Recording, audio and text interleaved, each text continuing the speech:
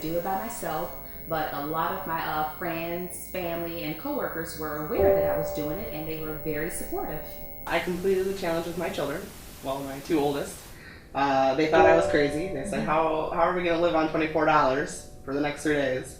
I included my family, my two boys, and I did the challenge together back in November. I completed the challenge with my boyfriend.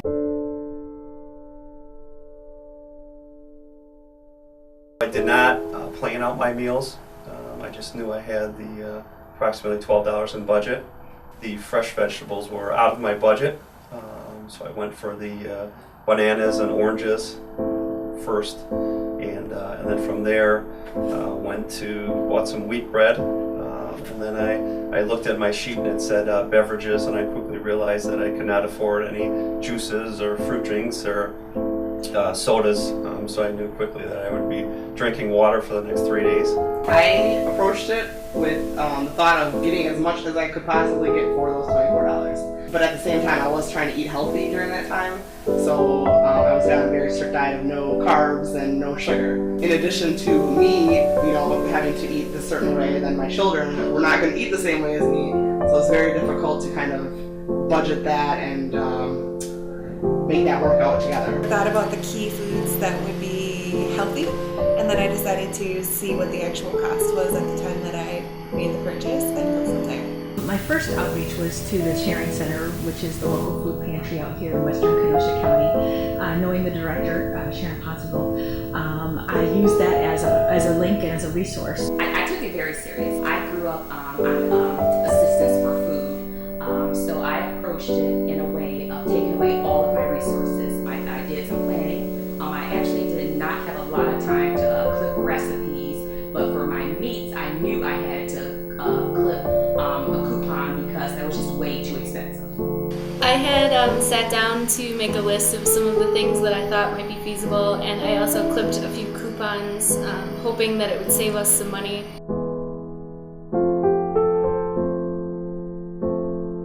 We bought a big package of chicken breasts. So basically, I had just my chicken with some spices on it, and then the kids had the chicken breasts, and they had mashed potatoes. So we didn't even have vegetables that night because, the vegetables have high sodium content, all that kind of stuff. They did have a can of fruit, but high sugar content. So that's something that I always was paying attention to. One of the meals for dinner, actually it was all 3 dinners that I had, was pasta and tomato sauce and some bread. And when I say pasta, it was just some basic shells, and tomato sauce that had no meat in it or anything like that. And when I say bread, it wasn't garlic bread, or it wasn't even wheat bread that was had butter on it. Because when I was shopping, I quickly realized that I could not even afford things like butter or the Parmesan cheese you put on your pasta. Could not afford that either. Fresh things that I had were bananas, 2 bananas, and some broccoli that I put in with the pasta sauce or the tomatoes, and those were gone pretty quickly. One thing I want to highlight, with this experience, I was not able to afford any fruit. The fruit was very expensive. One of my meals was potato chopped up with a can of green beans just poured into it until all the liquid cooked off. It was not very flavorful. It wasn't satisfying. I think if I had to rely on public transportation, the experience would have been extremely different. I think it would have been very difficult to even have the energy to haul all my food home because I live probably a mile from my closest grocery store. Being able to get out of my warm car and back into my warm car without hauling a bunch of groceries made a huge impact. We did this challenge in January, and the night I went, that day it had snowed, number one. Number two, I went at say 6:30, 7 o'clock at night, so I'd have to really see what kind of public transportation, the hours, number one. Number two, having a family, young family, you can't necessarily get the whole family on the bus at 7 or 8 o'clock at night. I think it would have been very difficult. I have 3 children, so first of all, getting a baby on the bus and trying to get over there, I went to Walmart because that would be that was the cheapest place that I could think of to buy this food.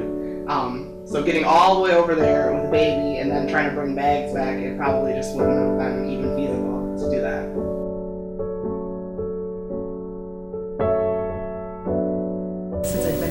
participant now. I still want people who really need the program, who might have been temporarily laid off from a job or can't find work or have had a change of their family lifestyle, to have that program available for them. It makes me appreciate the people that are able to do it. It makes me appreciate the people in Kenosha County who contribute to the food pantries, who contribute to the Stump Out Hunger drive. It takes a toll on a person.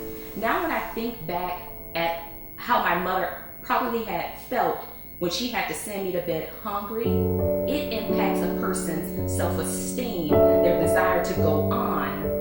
To go to bed hungry, to send your child to bed hungry, I can't imagine what she had to go through. I think that this experience has changed my perception of the supplemental nutrition program, because it really made me think about the fact that I was eating a lot of unhealthy things that didn't make me feel great throughout the day. It definitely made me realize the struggles being in the store and shopping.